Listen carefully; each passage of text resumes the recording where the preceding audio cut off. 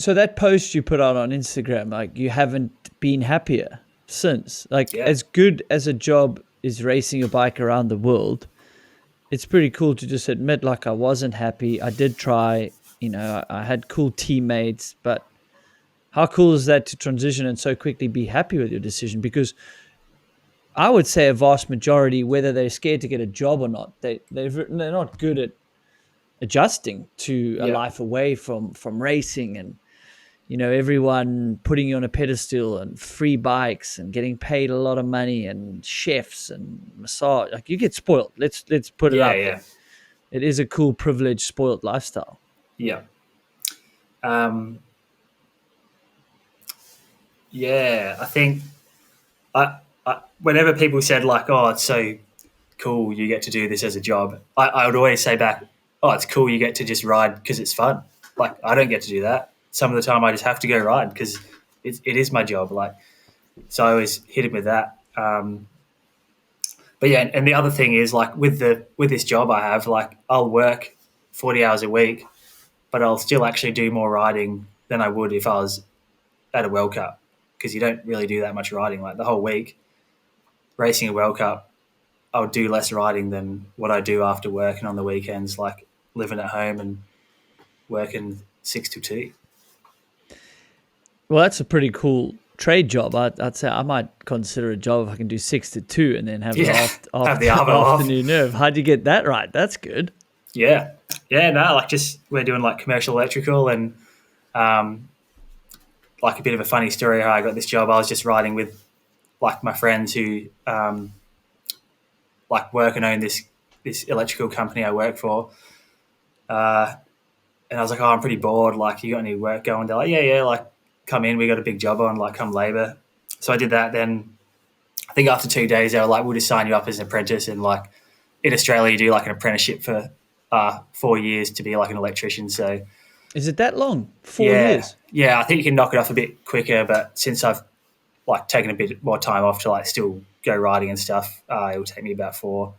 Um, so yeah, just finished the first year.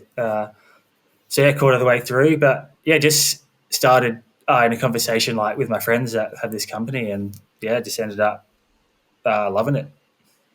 And was that in an off season after you'd already decided not to do full time racing that you asked for some work? Is that the timeline?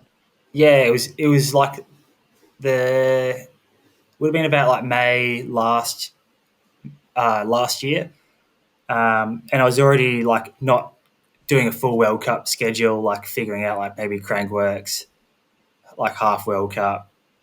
Um, was still like full time riding, just not the full World Cup season.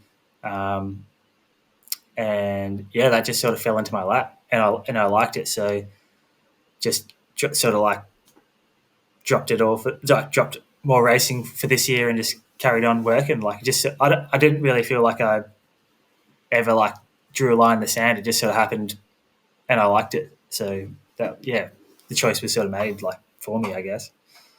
Oh, that's wicked, because I was going to ask, like, while you were racing and not motivated, were you thinking of jobs you might do one day at home? Because, I mean, it's a tough thing, like, when you're in your career, if you start thinking about that plan B, like, you're pretty much 1 foot out the door, and that's something Kukaldi told me once. He's like, because I was obviously super interested in people retiring, what's he doing, and seeing Yeah, him. And he was like, I'll give you one word of advice. Like, the minute you start asking these questions and start really thinking about that, just be careful, because you might be 1 foot out the door, and that's not a yeah, way to race bikes at a high level, kind of, it's going to be dangerous and yeah, things like that. So that's why I was interested if you actually thought about a potential job while racing.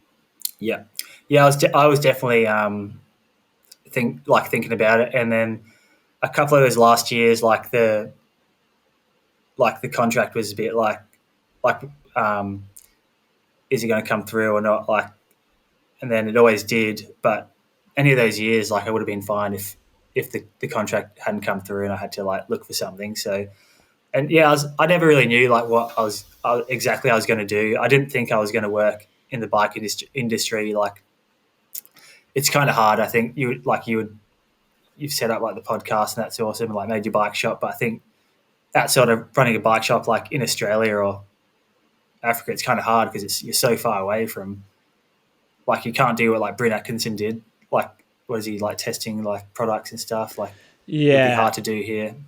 No, I mean, I only do that because I still go on trips. You're right. And a bike Yeah. shop at home that's why we're doing the podcast, because it's a long-term investment's a strong word for a bike shop. Yeah. But it's like, how do you make $100,000? Start with 200,000 and open a Yeah. bike shop. Yeah.